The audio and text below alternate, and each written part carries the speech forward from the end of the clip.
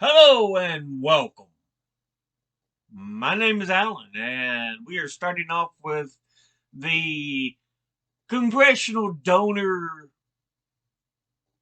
stuff here for the 118th Congress, which started just this year. Last month, or early last month, was elected in late 2022.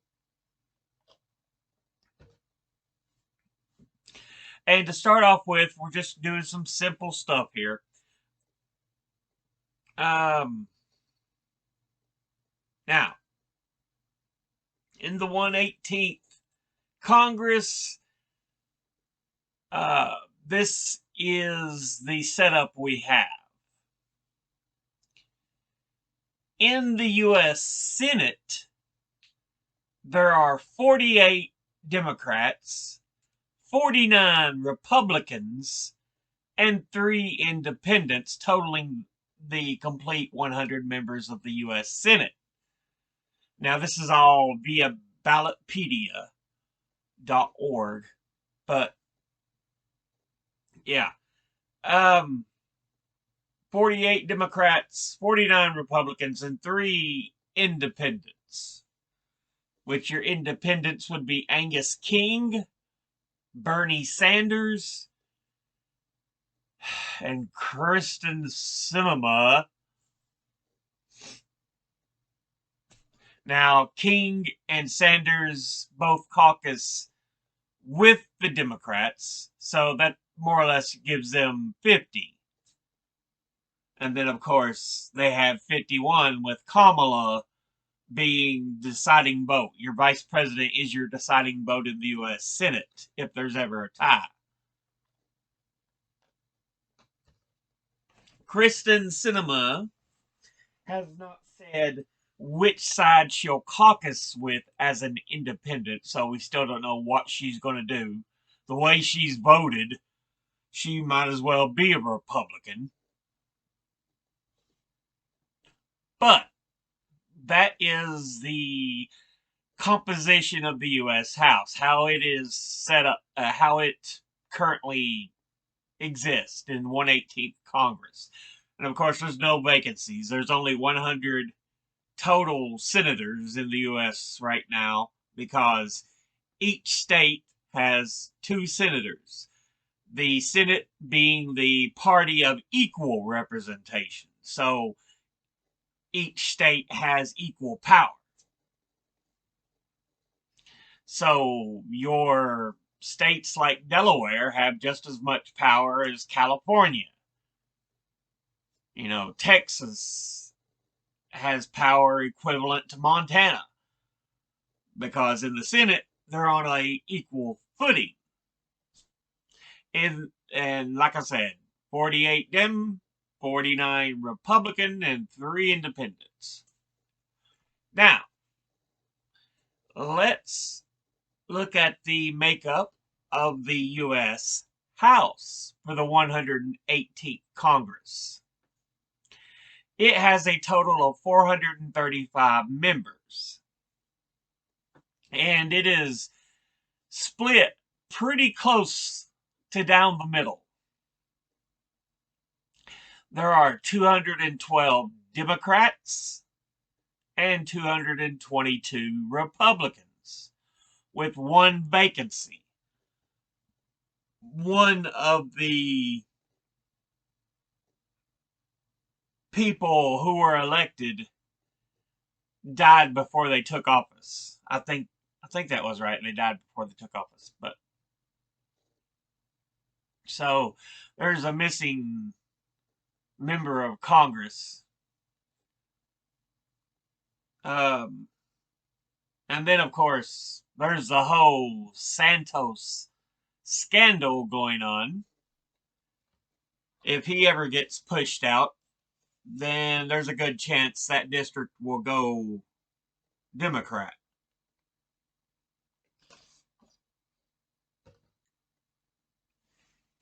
So, yeah.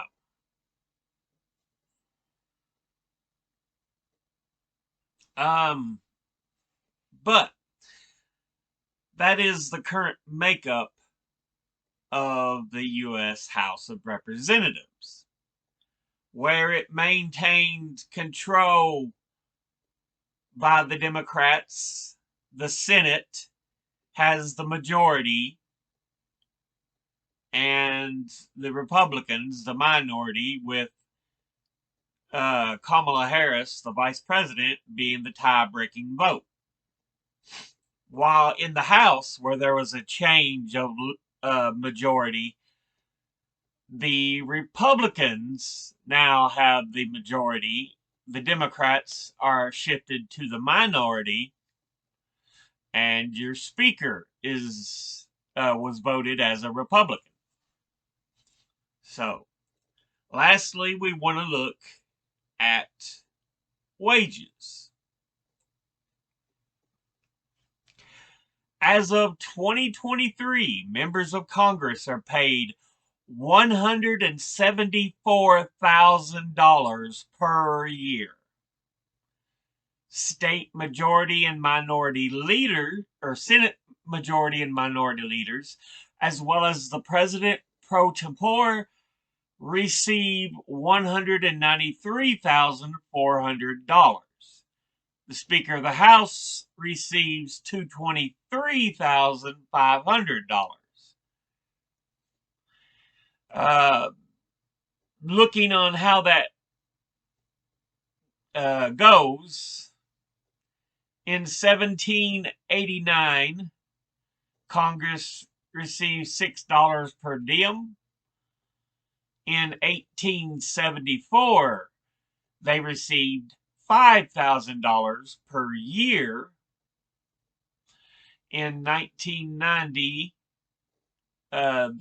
they received $98,400 per year.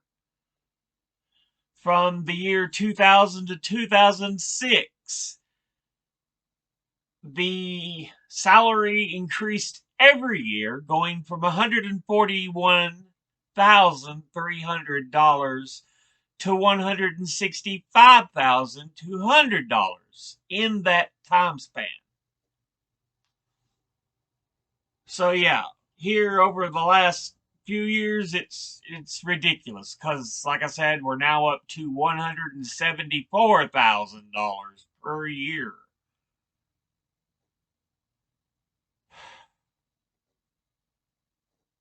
It's ridiculous. There needs to be a freeze put on the pay. I mean, your average American gets nowhere near that.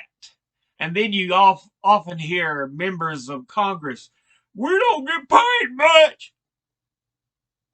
You petulant little children.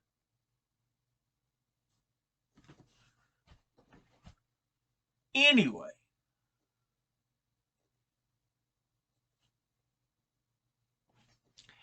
we'll go ahead and end this episode here. I just wanted y'all to get a good look at everything that's going on. Again, this is from Ballotpedia. I will be putting the link in the description below the video.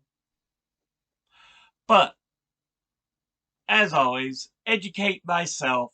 Think, read, study, learn. Someone tries to tell you something you have trouble believing, ask them to cite the sources. I'll see you all in the next episode. Until then, later.